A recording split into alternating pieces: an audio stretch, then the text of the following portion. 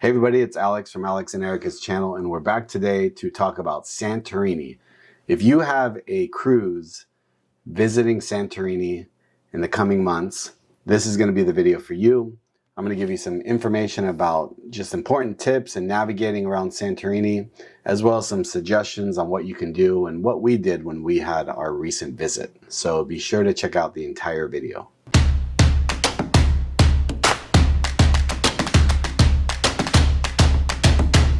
All right, so the reason I make these videos is because I see far too often we arrive at a cruise port and I always see people that have no idea what they're gonna do. And one of the things that we love about cruising is that you can visit 5 or 6 different places in a 7, 8, 9, 10-day span. And it's wonderful. It gives you a little glimpse into each town that you're visiting. But one of the things that we dislike about it is that you have such limited time in port. And that is where it's so important to really maximize your time so you get the full benefit of like the 8 to 10, 12 hours that you're in port. And the thing that's nice with some of the Mediterranean ports is that a lot of the ports are fairly close together.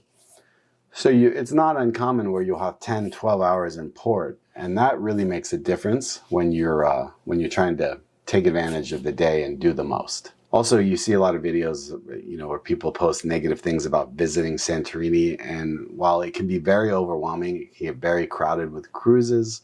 With a little bit of planning, I think it can be very manageable and not as bad as what some of these people claim. So when you arrive in Santorini, your ship is going to anchor there in the old bay. It's the old port off of Fira. And you're going to have to take the water taxi or your cruise ship tenders. Those are the little boats on the side of the ship.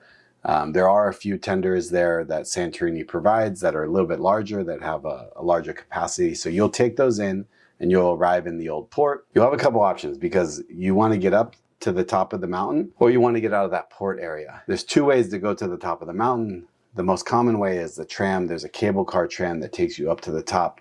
It's €6 per person. The other way, the alternative, is to walk up. I believe it's 580 steps to make the climb up the mountain. And then there's also donkeys there. The donkeys don't really look very appealing, but that's an option, something to consider. The alternative, where a lot of people neglect to mention, is that along the port area there, when you exit your tender, the water tender or the water taxi, you're going to notice some vendors, and some of those vendors are going to be offering water taxi tours or just water taxis in one direction over to Ia. And so Ia is the popular spot where everybody goes for those beautiful photos. One of the things I've seen there is there's a Santorini dress. It's an excursion. It's a private tour where they'll take you out some of those picturesque sites. They'll outfit you in a dress. So if you're a female, you're looking for some beautiful photos, that might be something for you to consider. Keep that in mind. You can look them up on social media. They're pretty popular. I saw them out there doing their thing when we were there on our recent visit. So the idea is you want to get to Ia. Ia is where everybody wants to go. It's where you have the beautiful photo opportunities. It's also where it's very crowded and it's very congested. And this is one of the most important things about your visit to Santorini. You're going to be on a cruise ship, and I always suggest find out how many cruise ships are going to be in port that day. You can go to a website or an app like Cruise Mapper, punch in the date, the port that you're going to be visiting, and it will tell you all the cruise ships that will be in port for that particular day. If you're only going to have 1 or 2 ships there, fantastic. You shouldn't have as much congestion. But there are times that I've read where there might be 5 or 6 ships in port in one day, and that can get really hectic. And that, where it can get overwhelming, is that tram line. If you're going to take the tram up the mountain, that line can get rather long. And so it's really, really important to start your day out early.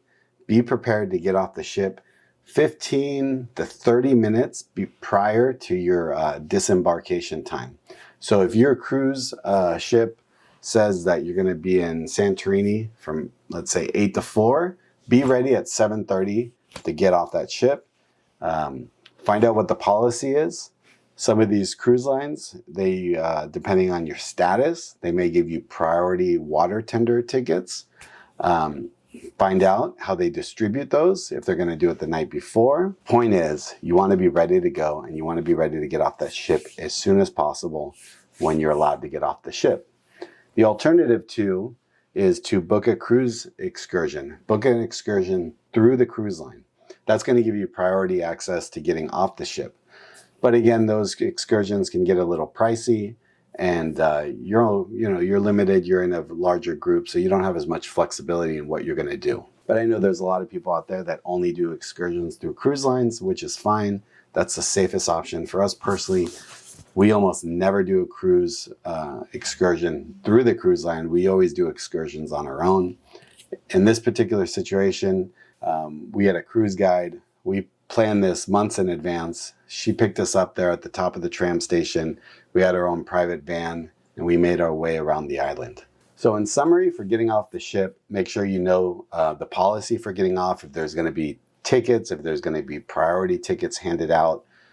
Find that out in advance and be ready to go 15, 20, 30 minutes prior to that disembarkation time, so you can get off the ship and really maximize your time. You want to get ahead of that crowd that's going to be lining up for the tram to go up the mountain. As you can see in the video here, when we're on the water taxi getting off the ship, there were some seats available because we were, I believe, on the first or second water taxi off the ship, and so there wasn't even a line forming yet for passengers getting off the ship. We were able to get off right away, which was great. You can see also there the steps that you can take going up the mountain, as well as the cable car, the tram that goes up the side of the mountain. That's a really cool ride too. I think for €6, I think it's well worth it. But as you see, when we're getting off the water taxi here in the old port, you can see some businesses there along the port. They were closed, actually. They were so early, they had not even opened yet, many of them. That's where you will go to get your water taxi if you want to bypass the tram and go directly over to Ia. That's an option I'd strongly consider, but I'd only do it in one direction. Just go over there, and then you'll part of that ticket includes the water taxi and then a shuttle, a bus that takes you to the top of the mountain over into Ia. And then you can make your way around, explore up there, and then take a taxi or take a bus back over to Fira, where you'll eventually then take the tram back down the mountain, or you could walk down the mountain. Walking down the mountain is a little bit easier, but I think taking the tram, at least in one direction, is really cool. The views are really spectacular, and it's just a cool experience to go down the tram or go down the cable car. So when you get off the tram there at the top in Fira, there's a lot of shopping there. You know, if you're going to look for souvenirs and stuff, I'd probably do that at the end of the day so you're not carrying that stuff around. This is where we met our tour guide. Our tour guide was Amani with Santorini Golden Ibex Tours. She was fantastic. We really lucked out that day because originally Santorini was supposed to have 6 ships in port that day. So we were going to be with one of her tour guides. We ended up being with her because they flipped Santorini and Mykonos for whatever reason, and we ended up only having one other ship in port that day, and it was still a little busy. That's one thing that a lot of people talk about with a lot of smaller villages along the Italian coast or in the Mediterranean, in Greece. A lot of locals, you know, there's like this love-hate relationship with cruise ships because they bring a lot of people in. It brings a lot of tourism dollars in, but it also brings a lot of traffic, a lot of congestion.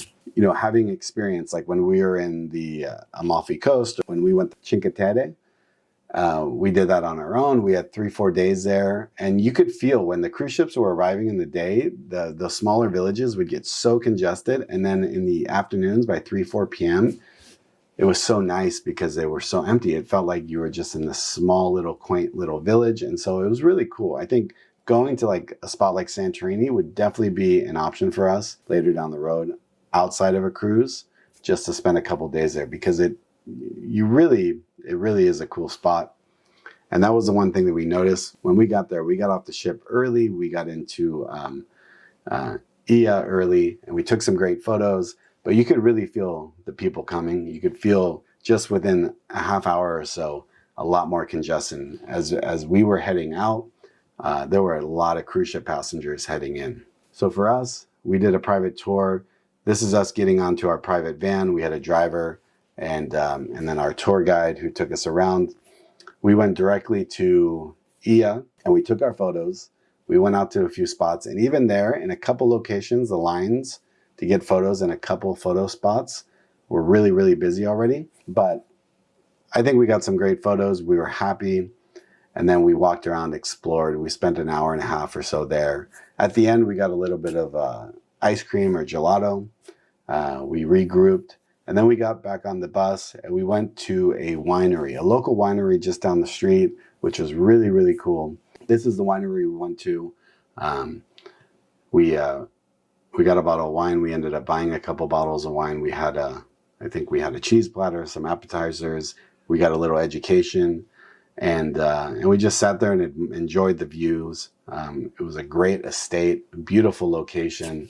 And again, we spent probably an hour, hour and a half there. Later on in the day, we went to Mega La Chordi. I think that's how you pronounce it. And we got a history lesson. We walked around this village. It was cool. The thing that's nice about having your own private excursion is that you can cater the day to however you please.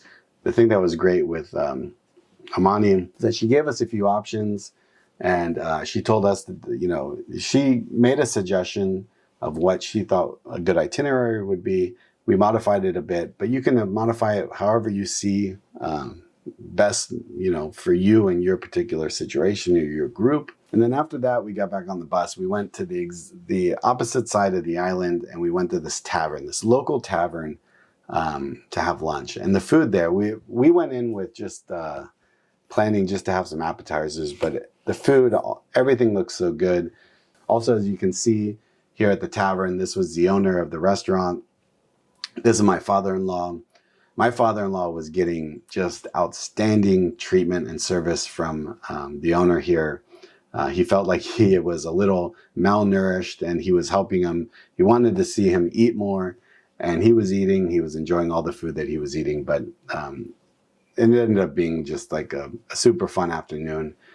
And again, the food was really, really good. So you ever visit Santorini, you want to go to somewhere to eat where the prices are pretty reasonable, outside of the big kind of tourist traps that you find right there within the city or the villages right there where a lot of cruise ship passengers go. Get outside the city and you'll find something like this. This tavern was fantastic. We got back on the bus and we made our way back to Fira. Fira is, again, where the top of the tram is. We did some shopping. The thing that you'll notice when you get back there, depending on what time you get back, if you get back like within that hour or so before the back on board time, you're going to see a big line. There's going to be a big line to get back on that tram. It seems a little overwhelming. If you've ever been to Cabo where you see that big line to get back on the water taxi, it's just like that. My suggestion is to just post up somewhere, find a local bar or do some shopping, buy some souvenirs, keep your eye on that line. And then once you start to see it get down to just a few people, go in, buy your $6 ticket, take your one-way trip back down the tram, and you'll be fine. Just as long as you're in that line. We actually saw that line go down to just about zero, and we started to get nervous, but we were still within that back on board time, so we were fine. However, we did have 2 people go missing. If you want to watch that video, I'll put a link to that video here. You can watch our day in Santorini as well as my explanation of what happened with those 2 passengers. Plan ahead. Have a plan when you get to Santorini, whether it's a private excursion, whether it's an excursion through the cruise line, or you're going to be doing something on your own. Plan ahead. Make sure you're up early, ready to get off the ship as soon as possible. And I think you'll have a great time. I think Santorini is a really, really cool spot. Definitely happy that we made it there. And if you found this video useful, please share it in one of your Facebook groups or share it with your friends, family, whoever you're going to be going on a cruise with. And if you have any tips or experience about visiting Santorini, if there was something that you thought was useful or maybe something I left out, there's so much information. And I try to just share some of the important things to make your experience a little bit better. But you can go into great detail about planning and what you can do and things you can go see. But this is just a quick overview, and hopefully you found the video useful. So give it a like, a share, a thumbs up, hit the subscribe button if you haven't already, turn on the notification bell. And I hope you're having a fantastic day. Hope you found this video useful. I'm going to be making a few videos about some different Mediterranean and Greece cruise ports that we visited recently. So be on the lookout for those videos, and I'll talk to you soon. Have a good day.